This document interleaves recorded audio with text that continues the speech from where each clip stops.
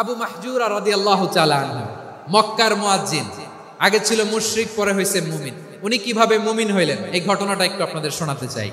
তো আপনাদের তো সময় নাই হাতে, হ্যাঁ সময় আছে। অষ্টম হিজরিতে হুনাইনের যুদ্ধে রাসূল সাল্লাল্লাহু আলাইহি ওয়াসাল্লাম ফিরে আসতেছেন মদিনায়। পথিমধ্যে বেলাল রাদিয়াল্লাহু তাআলা আনহু আজান দিচ্ছেন। কি দিচ্ছেন? তো পাশে ছিল মুশরিকদের একটা পল্লী, কিছু মুশরিক তরুণ, কিছু অমুসলিম কিশোর, তারা আজানকে ব্যঙ্গ করতেছে। আমাদের বাংলায় মুখ ভেঙ্গানো বলে আর কি। বেলাল রাদিয়াল্লাহু তাআলা আনহু আজান দিচ্ছেন, ওই বাচ্চাগুলো মুশরিক, তো ওরা আজানকে ব্যঙ্গ করতেছে, বিকৃতি করে ওরাও আজান দিচ্ছে। উদ্দেশ্য হচ্ছে আজানকে নিয়ে ঠাট্টা করা। উদ্দেশ্য কি? ঠাট্টা করা। ব্যাপারটা মনে কষ্ট পাওয়ার মতো ব্যাপার না? কিন্তু বিশ্বনবী ওইখানে দেখেন কি খুঁজলেন। বিশ্বনবী খেয়াল করলেন অমুসলিম কিশোরদের মধ্য থেকে একটা কিশোরের গলাটা বড় দরাজ গলা, কণ্ঠটা বড় সুন্দর। খেয়াল করে দেখলেন যে কিছু কিশোর বেলালের আজানকে ব্যঙ্গ করে, বিকৃতি করে, কিন্তু একজনের কণ্ঠ দেখতে পাচ্ছেন না এত দূরে, কিন্তু কণ্ঠটা বড় সুন্দর, দরাজ গলা। বিশ্বনবী সাহাবীদেরকে বললেন, ধরো এগুলারে, ধরো। সবগুলারে ধরে বিশ্বনবীর সামনে আনা হলো। ওরা হাঁটু গেড়ে বসলো। বিশ্বনবী বললেন, তোমাদের মধ্যে কে যেন ব্যঙ্গ করে আজান দিচ্ছিল, তার গলাটা বড় উঁচু, গলার বেসটা বড় মজবুত, মেলোডিয়াস, সুমধুর কণ্ঠ। কে? আবু মাহজুরা বলে, আমার বন্ধুরা সবাই আমার দিকে আঙ্গুল দেখায়, আমি পড়ে গেছি বিপদে। রাসূল সাল্লাল্লাহু আলাইহি ওয়াসাল্লাম বাকি অমুসলিম তরুণদেরকে ছেড়ে দিলেন, বললেন তোমরা যাও। এবার আবু মাহজুরারে পাইছে। আবু মাহজুরার চুলের মধ্যে হাত দিলেন বিশ্বনবী, মাথায় হাত দিয়ে বললেন, এবার আজান দাও দেখি। আবু মাহজুরা বলে, আমি তো আজান দিতে জানি না, কারণ আমি তো বেলালেরটা শুইনা দিছি, আমার তো মুখস্থ নাই, আমি তো আজান দিতে জানি না। বিশ্বনবী বললেন, জানো না? তাহলে আসো, আমি তোমারে শিখাই দেই। সুবহানাল্লাহ পড়ো। আবু মাহজুরা হাঁটু গেড়ে বসে, বিশ্বনবীর মোবারক হাত আবু মাহজুরার চুলের মধ্যে। বিশ্বনবী আজানের মুআল্লিম আবু মাহজুরাকে বলতেছে, ঠিক আছে তোমারে শিখাই দিচ্ছি, আমি যা যা বলবো আমার সাথে সাথে বলো, পারবা? আবু মাহজুরা বলে, পারবো। বিশ্বনবী আজান দিচ্ছেন মাথায় হাত দিয়ে, আল্লাহু আকবার, আল্লাহু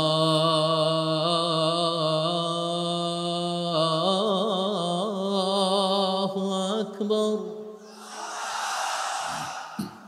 আবু মাহজুরা এই বাক্যটা পড়লেন। বিশ্বনবী দ্বিতীয় বাক্য পড়তে আরম্ভ করলেন, আল্লাহু আকবার, আল্লাহু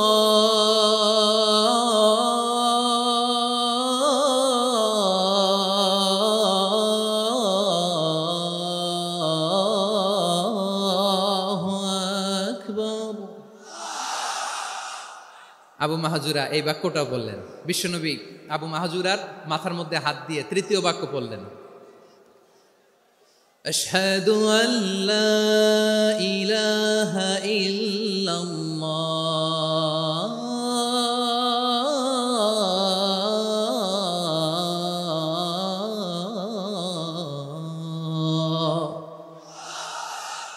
আবু মাহজুরা তৃতীয় বাক্য পড়লেন। বিশ্বনবী একটা বাক্য পরে আবু মাহজুরা পরে, বিশ্বনবী পরে আবু মাহজুরা পরে। আবু মাহজুরা কিন্তু অমুসলিম, মুশরিক। আবু মাহজুরা বলে, এক একটা বাক্য পড়ি আমার কলিজাটা গলে ঠান্ডা হয়ে যায়। এতদিন মোহাম্মদকে গালি দিতাম, এখন মোহাম্মদ আমার মাথায় যখন হাত রাখছে আমার সারা শরীর ঠান্ডা হয়ে গেছে। বিশ্বনবী আজান শিখাচ্ছেন, একটা একটা বাক্য পড়ে আবু মাহজুরাও পড়ে, বিশ্বনবী পড়ে, আবু মাহজুরাও পড়ে। পুরো বাক্যগুলো যখন শেষ, আজান শেষ, আবু মাহজুরাও যখন পুরো আজান পড়লেন, আবু মাহজুরা বললেন, এতদিন মোহাম্মদের চেহারা দেখলে আমার ঘৃণা লাগতো, আজ থেকে মোহাম্মদের চেহারার চেয়ে প্রিয় চেহারা আমার কাছে নাই। আবু মাহজুরা বললেন, ও মুহাম্মদ, আজানের বাক্য তো আপনি আমারে শেখালেন, এখানেই শেষ করবেন না, আপনি আমারে পড়ায় দেন, লা ইলাহা ইল্লাল্লাহু মুহাম্মাদুর রাসূলুল্লাহ সাল্লাল্লাহু আলাইহি ওয়াসাল্লাম। বিশ্বনবীর সাথে দাঁড়িয়ে উনি শাহাদা পড়ে মুসলমান হয়ে গেলেন। এবার আবু মাহজুরা বলে, ইয়া রাসূলুল্লাহ, ইয়া হাবিবাল্লাহ, আমি মুমিন হয়েছি, মুসলমান হয়েছি, আপনার কাছ থেকে আজান শিখার সৌভাগ্য আমি লাভ করেছি গো নবী। আমার কণ্ঠের বড় তারিফ করেছেন আপনি, আমার আজানকে আপনি পছন্দ করেছেন। একটা জিনিস আপনার কাছে চাই, আপনি আমাকে মক্কার মসজিদুল হারামের মুয়াজ্জিন হিসেবে অ্যাপয়েন্ট করে দে। বিষ্ণু ইসা ইসলাম বললেন, যাও আবু মাহজুরা, আমি তোমাকে পৃথিবীর শ্রেষ্ঠতম মসজিদ মক্কার মসজিদুল হারামের মুয়াজ্জিন হিসেবে অ্যাপয়েন্ট করে দিলাম। দেখছেন কিভাবে ট্যালেন্ট হান্টিং করতে হয়, কিভাবে হিউম্যান রিসোর্স মানব সম্পদকে ব্যবহার করতে হয়। আসছিল আজানকে ভেঙ্গাইতে, আসছিল কেন? আজানকে ব্যঙ্গ করার জন্য, বিকৃত করার জন্য। আজানকে বিকৃত করতে যে ইসলামের সবচেয়ে শ্রেষ্ঠ মসজিদের মুয়াজ্জিন হয়ে গেল। পড়েন সুবহানাল্লাহ। হযরত আবু মাহজুরা রাদিয়াল্লাহু তাআলা আনহু ওনার এই সুললিত কণ্ঠ ব্যবহার করে মসজিদুল হারামে এত সুন্দর করে আল্লাহু আকবার বলে আজান দিতেন। মানুষগুলোর, মুসল্লিগুলোর, মক্কাবাসীর হৃদয়কে তিনি বিগলিত করে দিতেন। মানুষের হৃদয়কে ঠান্ডা হয়ে যেত। শুধু এখানেই শেষ না আমার যশোরের ভাইয়েরা। বিশ্বনবী যখন সাইয়েদনা আবু মাহজুরা রাদিয়াল্লাহু তাআলা আনহুকে আজান শিখাচ্ছিলেন, বলেন তো বিশ্বনবীর হাতটা কোথায় ছিল? আবু মাহজুরার মাথার সামনে, এই চুলের উপরে ছিল। আবু মাহজুরা ওই স্মৃতিটাকে ধারণ করবার জন্য, ওই স্মৃতিকে বহন করার জন্য বিশ্বনবীর মোবারক হাত আবু মাহজুরার কপালের চুলের যেই জায়গায় লেগেছে, মৃত্যুর আগের দিন পর্যন্ত আবু মাহজুরা মাথার ওই চুলে কোনোদিন ছুরি আর কামার লাগায় নাই, সেখানে কেচি লাগায় নাই, চুলের মধ্যে খুর লাগায় নাই। আবু মাহজুরা ডান দিকের চুল কাটতো, বাম দিকের চুল কাটতো, পেছনের চুল কাটতো, সামনের চুল কাটতো না। আবু মাহজুরা রাদিয়াল্লাহু তাআলা আনহুর সামনের চুলগুলো বড় হতে হতে যখন এত বড় হয়ে যায়, তিনি চুলগুলো পেঁচিয়ে মাথার মধ্যে রাখতেন। তারপরে তিনি পাগড়ি পরতেন। সবাই জিজ্ঞেস করতো, আবু মাহজুরা এটা আবার কেমন স্টাইল? দেখতে তোমারে কি বিদঘুটে লাগে, কেমন অড লাগে, কেমন খারাপ দেখা যায়।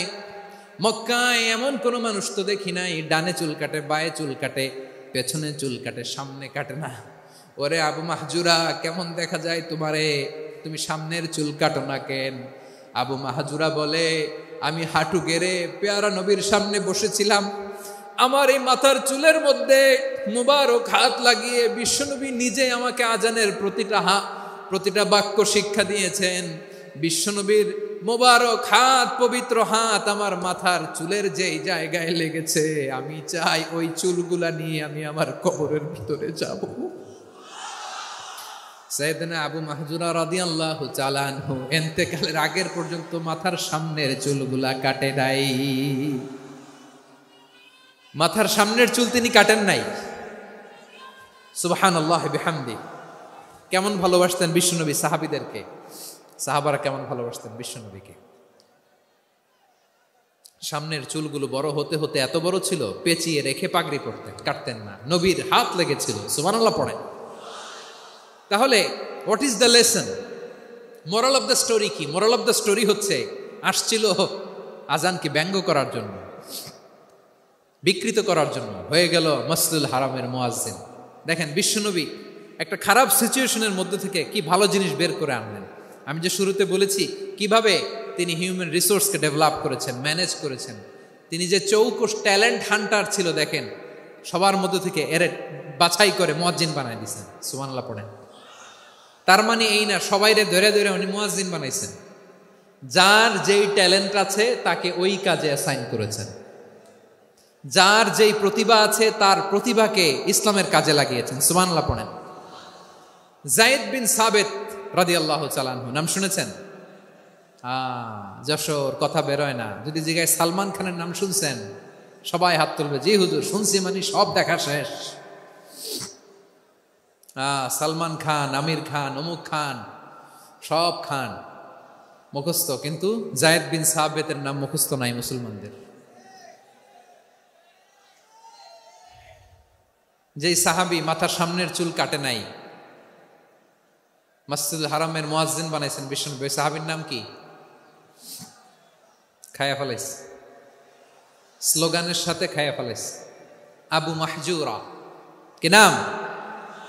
আবু মাহজুরা আল জুমাহি রাদিয়াল্লাহু তাআলা আনহু। এই নামটা আজকে নিয়ে যাইতে হবে যশোর। আবু মাহজুরা রাদিয়াল্লাহু তাআলা আনহু। 2 নম্বরে বলছিলাম যায়েদ বিন সাবিত রাদিয়াল্লাহু তাআলা আনহু।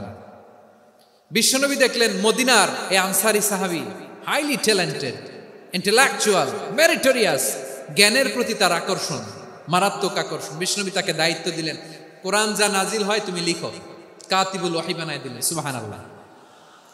যায়েদ বিন সাবিতরে আবার আজান শেখান নাই, কারণ তার মধ্যে বিশ্বনবী প্রতিভা দেখেছেন, একাডেমিক প্রতিভা। বিশ্বনবীর একাডেমিক প্রজেক্টগুলো তিনি হ্যান্ডেল করতেন। যায়েদ বিন সাবিত ছিল বিশ্বনবীর ব্যক্তিগত সচিব। কি ছিল? ব্যক্তিগত সচিব। বোঝেন নাই? বিশ্বনবীর ব্যক্তিগত সচিব এবং দুভাষী। ইহুদিরা কিছু লিখে দিলে এটার অর্থ বিশ্বনবীরে বুঝায় দিতেন, আবার ইহুদিদের কাছে কিছু লিখতে হলে তিনি লিখে দিতেন। বিশ্বনবী একদিন বললেন, ইন্নী ওয়াল্লাহি মা আমানু ইয়াহুদা আলা কিতাব। ইহুদিরা যে চিঠি পাঠায় অর্থ তো বুঝি না, আরেক ইহুদি আইনে অর্থ করা লাগে। আবার ইহুদিদের কাছে কিছু লিখে পাঠাইতে চাইলে আমরা তো লিখতে পারি না, ইহুদিরে দিয়ে লেখা লাগে। ওরা যে পয়রা শোনায় লিখে দেয়, আমি ওদের বিশ্বাস করি না। আমার নিজের একজন লোক দরকার। বিশ্বনবী এই যায়েদ বিন সাবিতকে চুজ করলেন ল্যাঙ্গুয়েজের জন্য। উনি বললেন, যায়েদ, তোমার সফট স্কিলকে ডেভেলপ করতে হবে, তুমি হিব্রু ল্যাঙ্গুয়েজ শিখে ফেলো। যায়েদ বিন সাবিত বলল, বিশ্বনবীর মোটিভেশন আর ইন্সপিরেশন পেয়ে আমি 15 দিনে ইহুদিদের এই হিব্রু ল্যাঙ্গুয়েজ শিখে ফেললাম। শুধু শিখে ফেললাম না, হাত্তা হাদিকতু, even I became master in the language. এই ভাষা আমি পারদর্শী হয়ে গেলাম। এরপরে ইহুদিরা চিঠি লিখে পাঠালে আর কোনো ইহুদি ডাকা লাগতো না, আমি নবীর এটার অর্থ শুনে পরে বুঝায় দিতাম। আবার ইহুদিদের কাছে চিঠি লেখা লাগলে আমি যায়েদ বিন সাবিত চিঠি লিখে দিতাম। সুবহানাল্লাহ। দেখেন, এত সাহাবীর মধ্যে থেকে বিশ্বনবীর একাডেমিক প্রজেক্ট, ব্যক্তিগত সচিব, দোভাষী হিসেবে তিনি যায়েদ বিন সাবিতের মতো তরুণকে নির্বাচিত করেছেন। কেমন ট্যালেন্ট হান্টার ছিল আমার নবী। সুবহানাল্লাহ পড়বেন না? বিশ্বনবীর ইন্তেকালের পরে সাইয়েদনা আবু বকর রাদিয়াল্লাহু তাআলা আনহু যখন খলিফা হয়ে আসলেন, কোরআনকে সংকলনের দায়িত্ব দেয়া লাগবে, কোন সাহাবীকে দিবেন? সব সাহাবারা মিলে পরামর্শ করলেন। সাইয়েদনা আবু বকর, ওমর সবাই মিলে এই বিশাল কোরআন সংকলনের গুরু দায়িত্ব বিশ্বনবীর ব্যক্তিগত সচিব, বিশ্বনবীর দুভাষী, বিশ্বনবীর সিলেক্ট করাইলো যায়েদ ইবনে সাবিত রাদিয়াল্লাহু তাআলা আনহুকে দিয়েছে। কোরআনের কপি তো আজকে এখানে রাখে নাই। এই যে আজকের যে কোরআন পড়েন, এটা আগে এরকম ছিল না। কোরআন নাজিল হলে সাহাবারা চামড়ার, ওটের চামড়ায় লিখে ফেলতো, ওটের চ্যাপ্টা হাড্ডির মধ্যে লিখে ফেলতো, গাছের গুড়ির মধ্যে লিখে ফেলতো, বিভিন্ন জনের কাছে ছড়ানো ছিটানো ছিল। আবু বকর রাদিয়াল্লাহু তাআলা আনহু একসাথে করলেন, পরবর্তীতে উসমান রাদিয়াল্লাহু তাআলা আনহু একসাথে করলেন 114 সূরার। এখন এই মুসহাফ, এই কম্পাইলেশন, এই কপি আমরা পেয়েছি, যার হিউজ কন্ট্রিবিউশন ছিল। এই পুরো কোরআন কম্পাইলেশনের প্রজেক্ট ম্যানেজার ছিল যায়েদ বিন সাবিত রাদিয়াল্লাহু তাআলা। কোরআন কম্পাইলেশনের প্রজেক্ট ম্যানেজার। দেখেন, উনারে মাথায় হাত দিয়ে আজান শিখায় নাই। সুবহানাল্লাহ কইবেন না?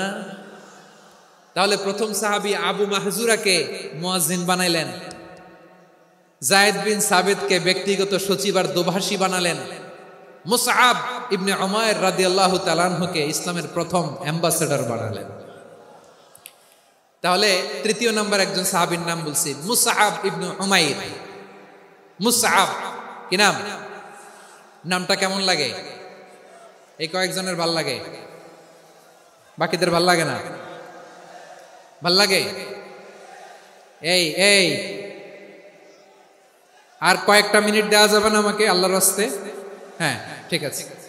আমি তোমাদেরকে ভালোবাসা দেখাবো, দোয়া করবো যদি চুপ থাকো, একেবারে চুপ, কষ্ট সহ্য করো। বাকিরা যা সওয়াব পাবে তোমরা ডবল পাবা, যেহেতু কষ্ট বেশি, কিন্তু চুপ। 3 নম্বর সাহাবীর নাম মুসআব। এই ধাক্কাধাক্কি কেন রে ভাই? না না না, এরকম হইলে আসবো না যশোর, আমি আর আসবো না। হয় পিছনে চলে যাও, নাহলে চুপ, ধাক্কাধাক্কি নেই। 3 নম্বর সাহাবীর নাম মুসআব। কি নাম? He was the first ambassador in Islam. ইসলামের প্রথম ডিপ্লোম্যাট, প্রথম কূটনৈতিক, ইসলামের প্রথম কূটনৈতিক, ইসলামের প্রথম ডিপ্লোম্যাট, প্রথম অ্যাম্বাসেডর মুসআব ইবনে উমাইর। মক্কার তরুণ যুবক, উনি পারফিউম লাগাইলে মানুষ দেখলেই বুঝতো এটা মুসআব লাগাইছে। এমন ড্যাশিং ফেসের ছিল, এমন স্মার্ট ড্যাশিং ফেস, এমন পার্সোনালিটির মানুষ ছিল মুসআব রাদিয়াল্লাহু তাআলা। কারণ যিনি ইসলামের স্পোকম্যান হবেন, মুখপাত্র হবেন, তার স্মার্ট হওয়ার দরকার আছে না নাই? আকাবার প্রথম শপথ যখন হলো, তাদের সাথে বিষ্ণু ইসা ইসলাম মদিনাতে একজন মুখপাত্র পাঠালেন, ডিপ্লোম্যাটকে পাঠালেন, অ্যাম্বাসেডর অফ ইসলাম, তিনি হচ্ছেন মুসআব ইবনে উমাইর। পড়েন সুবহানাল্লাহ। বিশ্বনবী দেখলেন সে অনেক স্মার্ট, তার ডেডিকেশন আছে, সিনসিয়ারিটি আছে, এবং মদিনায় যে আউস খাজরাজ গোত্রের নেতাদের সাথে ডিল করতে হবে, ইহুদিদের সাথে ডিল করতে হবে, ওখানে একজন পাক্কা জানু খেলোয়াড়ের দরকার আছে না নাই? মুসআব ইবনে উমাইর রাদিয়াল্লাহু তাআলা আনহু, ওনাকে বিষ্ণু ইসা ইসলাম চুজ করলেন। এবং বিষ্ণু ইসা ইসলামের এই চুজিংটা, এই সিলেকশনটা এত সুন্দর ছিল, তিনি মদিনাতে যে বিশ্বনবী আসার আগেই মদিনার জমিনকে তিনি উর্বর করে ফেলছেন। প্রতিটা ঘরে ঘরে কালিমার দাওয়াত তিনি পৌঁছায় দিচ্ছেন। জুমার বিধান নাজিল হয়েছে, কিন্তু মক্কায় পরিবেশ নাই জুমা পালনের। বিষ্ণু ইসা ইসলাম একজনকে দিয়ে খবর পাঠালেন, যাও মদিনায় মুসাবকে যে বলো, মুসাব তো আমার শিক্ষক, আমার স্পোকম্যান, মদিনাতে যেন তারা জুমা কায়েম করে। বিশ্বনবীর আগেই মুসাব মদিনার মুসলিমদেরকে নিয়ে মদিনায় প্রথম জুমা কায়েম করে ফেলছে। কোন সুবহানাল্লাহ। ডিপ্লোম্যাটদের কেমন হইতে হয়, অ্যাম্বাসেডারের কেমন হইতে হয়, মুসআব রাদিয়াল্লাহু তাআলা আনহুর কাছ থেকে শিখে নাও। মুসআব নামটা কেমন লাগে?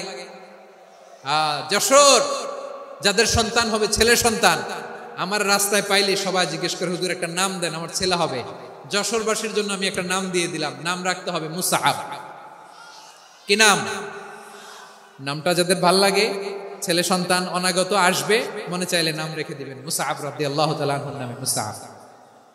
তাহলে মুসআব রাদিয়াল্লাহু তাআলা আনহুকে বিশ্বনবী ল্যাঙ্গুয়েজ শিখান নাই, সফট স্কিল শিখান নাই। যায়েদ রাদিয়াল্লাহু তিনি হিব্রু ল্যাঙ্গুয়েজ শিখেছেন, সুরিয়ানি শিখেছেন, কিন্তু মুসআবকে তিনি বানিয়েছেন the spokesman of Islam, the first diplomat, the ambassador of Islam. সুবহানাল্লাহ পড়বেন না?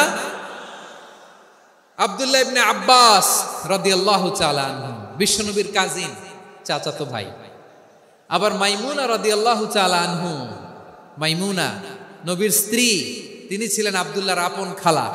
তো নবীর বউ যদি উনার খালা হয়, নবী তার কি? বুঝে নাই, নবী তার কি? খালু। তাহলে সম্পর্ক অনেক গভীর, কাজিন আবার খালু, ছোট্ট মানুষ, তাই রাতে মাঝে মাঝে ঘরে থাকতো।